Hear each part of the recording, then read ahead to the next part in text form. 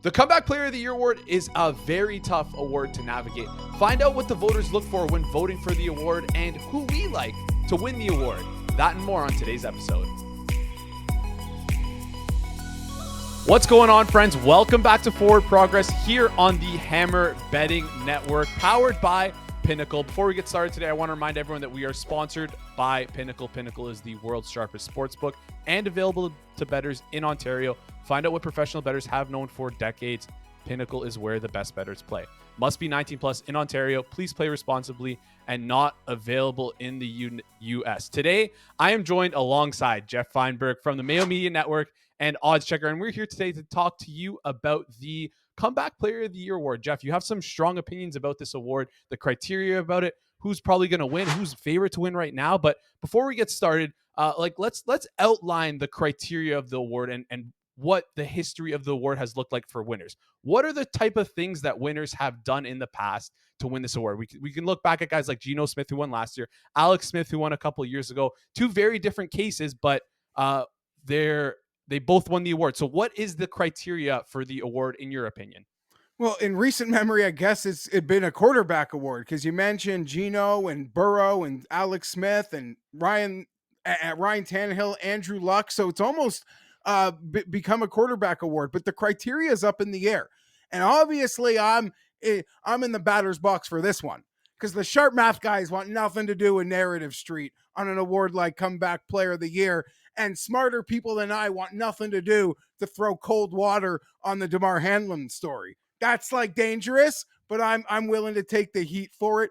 We are here. Criteria. Geno Smith was a backup. Just, played 2 games, I think, maybe a month, replacing Russell Wilson. That didn't matter. That didn't matter that he was the better Seahawks quarterback when he did play the year before. Burrow off a torn ACL. Alex Smith off that incredible story of almost like probably losing a leg months on end in a hospital. The last position player we had was Keenan Allen, which I believe was like a lacerated kidney, or maybe that was his ACL. Keenan's been hurt so much. I know it all too well. It's hard to remember which injury it's off of, but it's you were a backup. You either sucked the year before or you were hurt. Injury seems to, I think, be the most important criteria. That seems the one they seem to glom onto the most. And if they don't have a good enough case for that, then they drop down to, well, maybe he sucked last year, or maybe he wasn't even a starter. But it's multifaceted, and it's hard to know. You're literally playing narrative street with NFL media voters. Exactly. Yeah. The biggest thing here is you are playing the media and the narratives for these awards, right? So it's funny because there's no criteria on the website that outlines exactly what it is. It's just comeback. So it's whatever the media and the narrative wants to come up for it. So, I mean, the betting favorite everywhere you look on all these other sports books, it's obviously Damar Hamlin, but you want to splash cold water on that. So I'll let you go ahead and do that. And it seems like that's already begun to a certain extent. We saw in the offseason, it was like minus 1,000, minus 900. Right now, I've seen it as high as minus 700, but as low as like minus 280. So people are starting to realize once we get back to football, a football story will develop. The Damar Hamlin thing, I would say, no offense, agree or disagree, it was a lot scarier than it was actually impressive.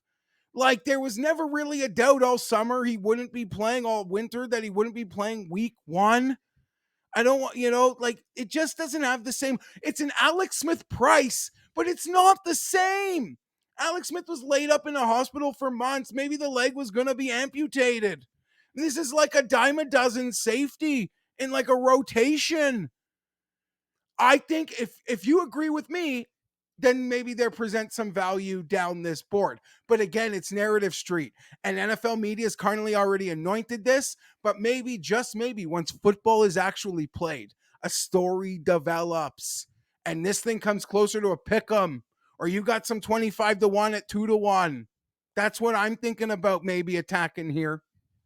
I think that's completely fair. And that's like also part of betting, right? When you see a guy get injured in a game, unfortunately, not like the Damar Hamlin situation, but like when you see a quarterback get down, we all go after those live odds and try and hammer them as much as possible. And it's kind of a similar situation here. Obviously what happened last year, Damar Hamlin, was scary and terrible, but right, like you said, now he's fine. He's healthy. He was at the playoff game against the Kansas City Chiefs. Like, he was there. He was walking around. There seemed to be no question. So listen, the angle you're coming at, I don't fully disagree with. I think if you are willing to take the risk on going against the current narrative right now and building up a better narrative as the season goes on, I think that's fair enough. Because when you look at some of the other prices, I think like the highest on the board that I see right now on the site that I'm looking at is 20-1 for Tua and 20-1 for Russell. I don't think either of those guys are going to win, but I mean, if the second and third highest price are like close to 20-1, like you said, like you can build a pretty nice ticket here. So who are you looking at then to take on comeback player of the year if it's not Damar Hamlin?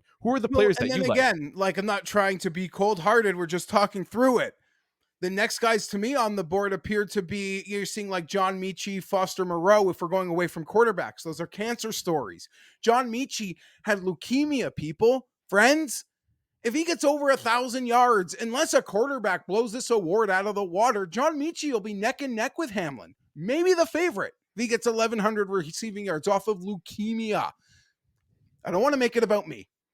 But in college, I was diagnosed with the best possible cancer you could have. It was thyroid cancer. I had to have a surgery. They got rid of it. But I milked that. I used it to like not have to write an exam for a year. Literally. Leukemia isn't what I had. That's kind of all I'm saying. Not all cancers are equal here. They're not.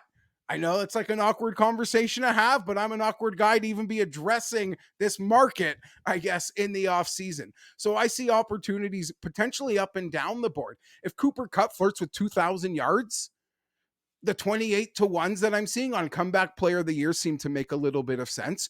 Odell Beckham Jr. did not play last year. In so many ways, he's the star power. He missed a year, has that name cachet value. Like he checks so many boxes. The Ravens put him on a 1-year, $20 million deal. They're going to run him out there. I don't know if Lamar can execute up Chuck Kumalu with throwing the bombs to Odell or making it work, but if it does, that number is going to be gravy. I have to, in the full disclosure, like I don't necessarily even have a bet that I have made. I do feel that Hamlin is being overpriced and there are opportunities. And as a football fan, you can look at the board and make that case for yourself.